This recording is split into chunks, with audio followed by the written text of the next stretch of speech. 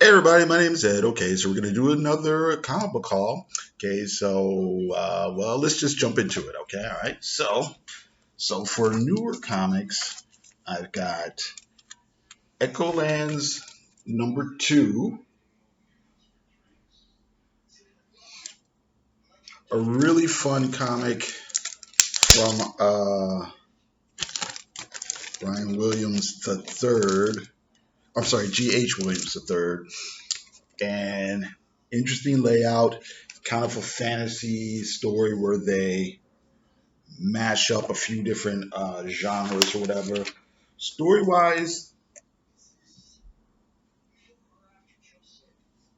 it's just okay ish, but I really like the experimentation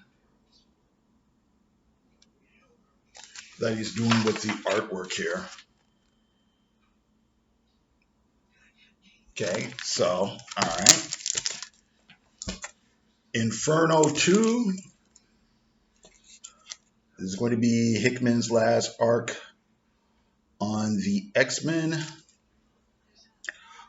Really, for the most part, I really enjoyed his run. I didn't read any of the spin-off titles or the other reboots like the Marauders and X Force and all that stuff. But I did enjoy the main thing that was going on here. It'd be interesting to see how long Marvel keeps the present status quo going on before they revert back to the whole thing of having a school in upstate New York and we're feared and hated by the outside world and all that sort of thing.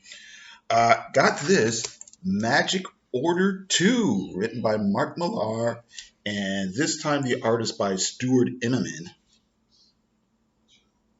who I'm a big fan of. I can't remember if I read that he pitched this or this was optioned for a TV show or something like that.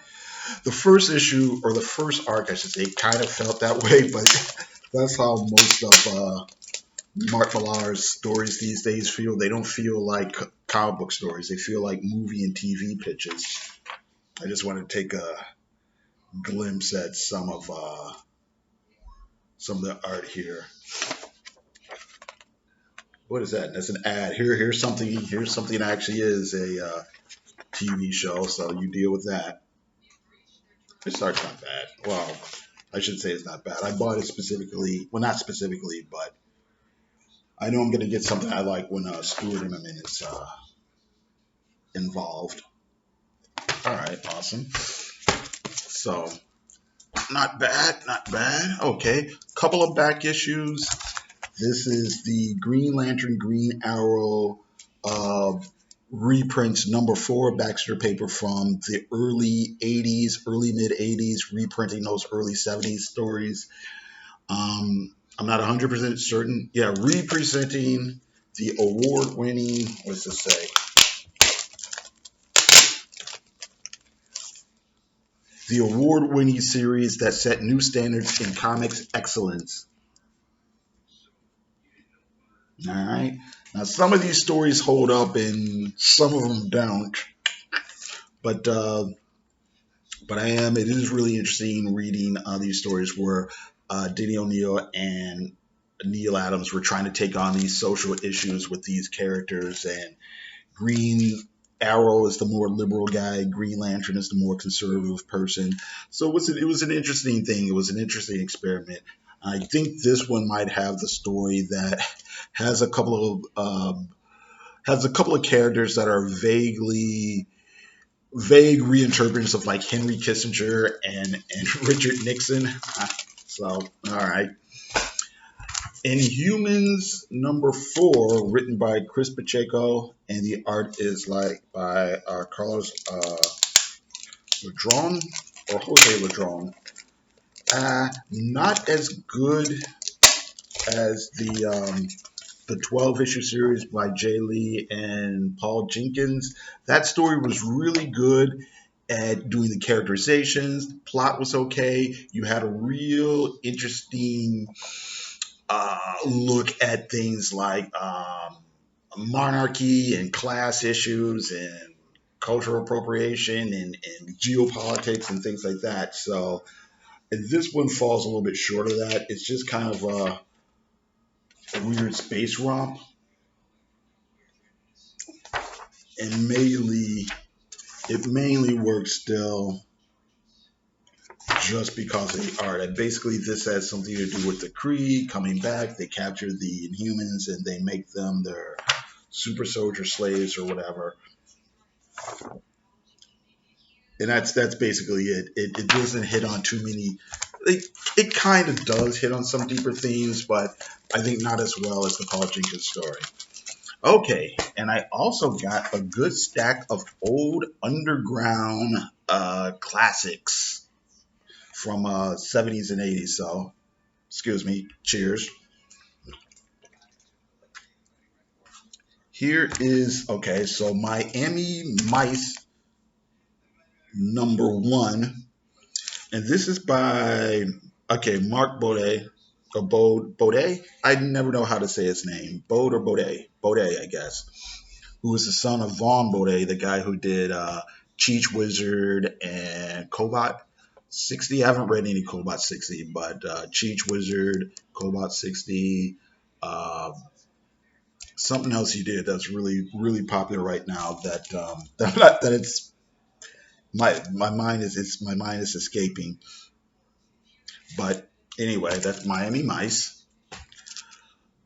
Dope and Dan #1. I guess this is kind of like sad sack for hippies, I guess, for the Cheech and Chong crowd, I guess. Dope and Dan #2.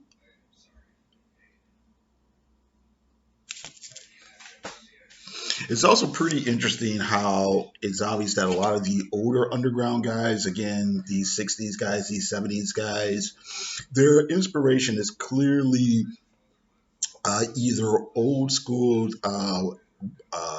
EC type stuff or whatnot, or like old school newspaper comic strips and whatnot, right? Because look at that style. This looks like I don't know, BC or something like that. Maybe not BC, but you get the point I'm talking about. All right. Ripoff Press Underground Classics #2. Oh no, #3. It's #3, but it's #2 of Dealer McDope. All right. This is what Dave Sheridan. Dave Sheridan often is partnered with my next guy here. Here we go. Gilbert Sheldon. Shelton. This is The Adventures of Fat Freddy's Cat, #3. I think these are, yeah, reprints. That's what I got here. And then we got Freak Brothers #7.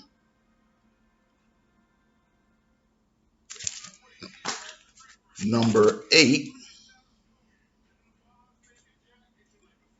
This is Idiots Abroad Part 1.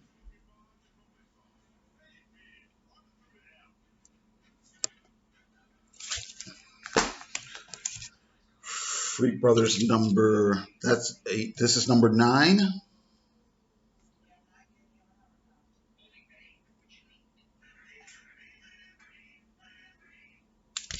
And then this is #10. I saw recently that they're going to be doing a Freak Brothers TV series, and the premise I'm not so thrilled about. I guess the idea is supposed to be it's like 1969 or 1970. The Freak Brothers smoke some sort of weird special dope, and then they're out of it, and then they wake up 50 years later, and now they're in modern times, and it's like, I don't know. I don't know if I want to see like some drab fish out of water comedy thing ish about these people from another era, and I don't know. I mean, it might be good or whatever. It could be. I mean, but I just think they should have just made in my opinion, they should have just made it a period piece. Set it in like the late 60s or early 70s. Matter of fact, I'd actually rather see it in the early 70s because then you've got that kind of post, set it in like 69, 70, 71, something like that. And you've got that, yeah, post Woodstock, post Tet Offensive. This is where the the glossy sheen of the whole kind of love generation and hippie generation uh, had kind of started to fade a little bit, and people were starting to see the underside, post Altamont, right? And